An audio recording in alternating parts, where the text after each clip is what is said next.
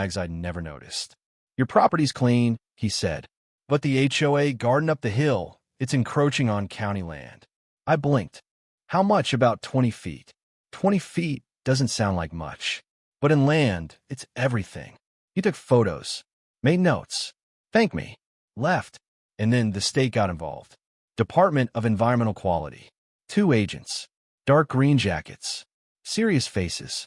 Turns out, the gravel they'd spread by my creek disrupted a protected runoff channel. And someone, not me, had filed a complaint. Later I found out it was Mr. Jennings. Retired biology teacher. Quiet guy. Always fishing alone. He'd been documenting drainage changes for a year and saw his opening. He stood with me by the water, hands in his pockets, shaking his head. They fined me for composting leaves, he said. Called it waste accumulation. Meanwhile, they're dumping gravel into a channel that feeds the river. I looked at him. Why didn't you say anything before? He smiled, sad. Because nobody listened. Until now. Within a week, the HOA had a cease and desist order. Their community garden was fenced off. Their lawyer withdrew representation. And the neighborhood started talking. Really talking. Someone organized an open forum in front of the community center. No joavanir. No permission. Just folding chairs and frustration. I wasn't planning to speak. I swear. I just want to listen. But then Marlene showed up. Arms crossed. Chin high. Surrounded by 2 of her loyalists like bodyguards. Still playing queen in a kingdom that was on fire. A man stood up and talked about being fined for installing a swing set for his kids. A woman cried about being threatened over parking. And Marlene, she interrupted. We're just enforcing the rules, she said. Let's not confuse structure with harassment. That's when something in me snapped. I stood up. Or maybe, I said, loud enough that the whole crowd turned. Let's not confuse power with permission. She froze. I held up the folder Lila had given me. These are the reports from the sheriff, the county, and the state. You're under investigation. Multiple counts. Multiple agencies. Whispers rippled. You cut down a tree that wasn't yours, I continued. You altered land you didn't own. You fined people you had no authority over. And you did it because you thought nobody would stop you. Her face changed. The smile cracked. The eyes sharpened. You're lying, she said. I shook my head. I am documenting. And for the first time, she looked scared. The next morning, my phone rang. Unknown number. Mr. Mercer, a woman said. This is the Attorney General's office. We're opening an inquiry into Briar Ridge HOA. I closed my eyes. Exhaled. It was happening. Subpoenas followed.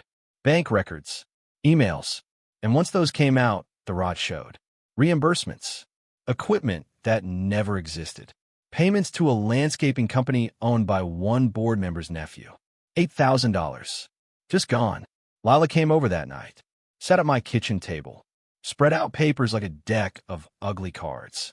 They were stealing, she said. Plain and simple. I leaned back in my chair. And the creek was just the spark. 2 weeks later, Marlene was arrested. No sit-ins. No drama.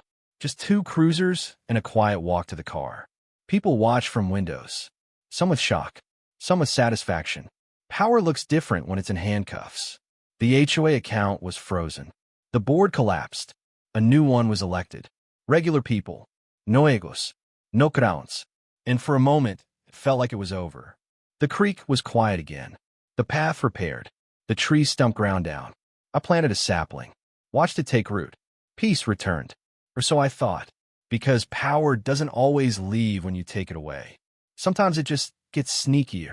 3 months later, I opened my mailbox and found a certified letter from the county tax assessor. Unreported structural additions. Recreational use. Reassessment scheduled. Attached, a blurry aerial photo of a wooden platform. I stared at it. I didn't own a platform. And that's when the real nightmare began. I must have stared at that photo for a full minute before my brain caught up with what my eyes were seeing. A wooden platform. Railings. Posts. Clean lines. Built with intention. And definitely not on my land. It was positioned just south of my boundary, right where the creek bends toward the public greenbelt. County land. Protected land. The kind of place that isn't supposed to have anything built on it at all. I felt that familiar tightness in my chest, The one that shows up when something doesn't make sense, but you already know it's not an accident. I didn't even go inside. I got in my truck and drove straight to the planning office. The clerk pulled the permit logs. Quiet girl. Glasses. Efficient. She slid the file across the counter. And there it was. Permit request. Wildlife observation deck. Applicant. Deb Harlan. Former HOA board member. Marlene Shadow. The quiet one. The one who always nodded. Parcel number mine. I laughed. Not because it was funny. Because it was so stupid it hurt. I called Lila from the parking lot. They used my parcel number to get a permit to build on county land. She didn't hesitate. That's fraud, Caleb. Real fraud. By the end of the week, we had the drone footage. Grainy. High angle. For workers. No logos. No permits posted. Building fast. Like they didn't want to be seen. I drove out there that afternoon. Found a platform. 10 by 12. Fresh wood. And a sign nailed to a tree. Community observation point. Property of Briar Ridge. HOA behind it. Another sign. No trespassing. Cameras in use. I stood there, hands on my hips, staring at the audacity of it. They'd lost everything. The board. The power. The money. And they were still trying. Still reaching. Like addicts. I called the sheriff. Deputy Morales showed up with another officer and a woman from Public Lands. They walked the site. Took photos. Spoke quietly. Then she turned to me. They misfiled under your parcel. Built on protected land. That's identity misappropriation. Morales nodded. And falsification of government documents. I didn't say anything. Just listened. Because at that point I was tired. Not angry. Not shocked. Just tired. The next morning, they arrested Deb. 2 cruisers. No sirens. Early. Neighbors watching through blinds.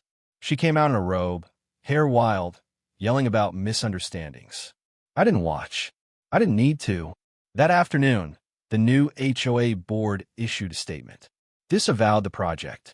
Claimed Deb acted alone. Lila didn't buy it. She dug and found reimbursements. Approved by Connie, another former board member. Quietly resigned. Labeled environmental upgrades. The amount matched the lumber. We took it to the assistant DA. Office smelled like coffee and old paper. She listened. Didn't interrupt. When Lila finished, the DA leaned back. This is conspiracy. 2 days later, warrants were issued. Connie was picked up at her sister's place. And during questioning, she talked. Said Marlene suggested the platform. Before her arrest. Said it was supposed to be absorbed into HOA space. Claimed as improvement. They never expected the county to cross-check. They never expected anyone to look. But we did. Assets frozen.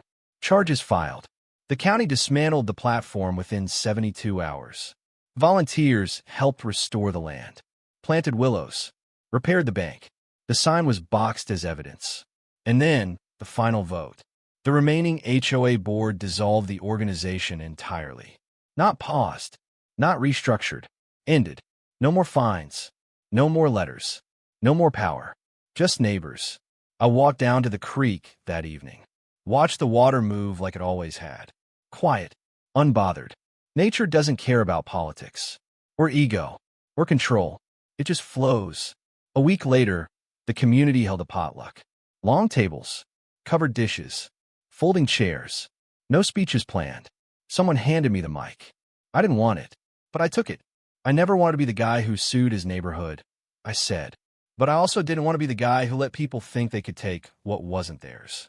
Silence. Then nods. Power doesn't give permission, I added. And silence is how it grows. Applause. Soft. Real. Later, an older woman handed me a note. Said her spring feeds into my creek. Offered testing kits. I thanked her. On the walk home, I passed the spot where the platform had been. Just dirt now. New grass. Quiet. And, for the first time in months, I didn't feel like I was guarding anything. I was just home. But here's the part that still messes with me. Every single one of them, Marlene, Deb, Connie, they all swore they were doing good. Improving. Managing. Protecting. None of them thought they were villains. They thought they were entitled. And that's scarier. Because it makes you wonder, how many people are living under rules that don't exist? How many are paying fines they don't owe? How many are quiet because they're tired? How many are being pushed, just enough to see if they'll move. So I'll ask you, if this was your land, would you have stayed quiet, or would you have fought back? And if you were in that neighborhood, would you have spoken up sooner? Drop a comment. Tell me where you stand, because this is bigger than a creek.